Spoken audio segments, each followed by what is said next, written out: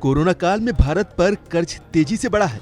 ऐसा इसलिए हुआ क्योंकि इस दौरान सरकार का खर्च तो बढ़ा, लेकिन कमाई नहीं बढ़ी। कोरोना संकट की वजह से भारत का जीडीपी और कर्ज का अनुपात ऐतिहासिक स्तर पर पहुंच गया। IMF की रिपोर्ट के मुताबिक साल 2020 में भारत का कर्ज और जीडीपी का अनुपात 74% से बढ़कर 90% हो गया।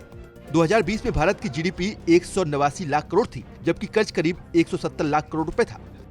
इसे हम आसान भाषा में समझे तो भारत ने 2020 में कुल 100 रुपए का उत्पादन किया था, तो कर्ज का बोझ 90 रुपए हो गया।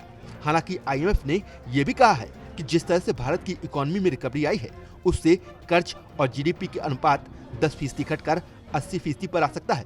कर्ज जीडीपी अनुपात का बढ़ना किसी भी देश के लिए अच्छा नहीं माना जाता। इसके पीछे बड़ी वजह है। कर्ज जीडीपी अनुपात जितना ज्यादा होगा, उतना उस देश के डिफॉल्ट करने की संभावना ज्यादा होगी। साथ ही कर्ज बढ़ने से सरकार की कमाई का बड़ा हिस्सा विकास पर खर्च न होकर ब्याज भुगतान में चला जाएगा। जैसा कि भारत के बजट के अनुसार इसका केंद्र सरकार के खर्च हुए 1 रुपए में से 20 पैसे ब्याज भुगतान में चला जाएगा। ऐसा नहीं है कि सिर्फ कोरोना काल में भारत का ही कर्ज जीडीपी अनुपात बढ़ा है। अमेरिका और दूसरे विकसित देशों का कर्ज जीडीपी रेशियो भारत से भी कहीं ज्यादा है। अमेरिका कर्ज जीडीपी अनुपात 132% है।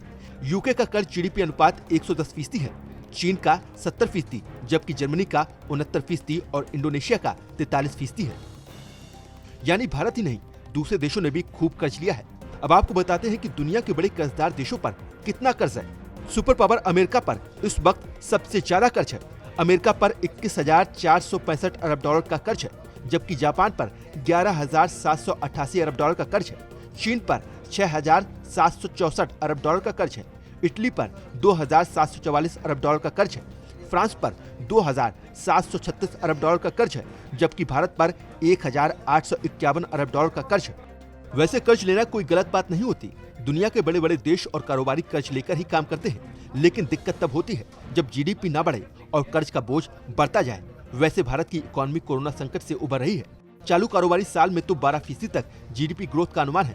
ऐसे में माना जा रहा है कि आने वाले कुछ वर्षों में भारत बढ़ते कर्ज से पार पालेगा।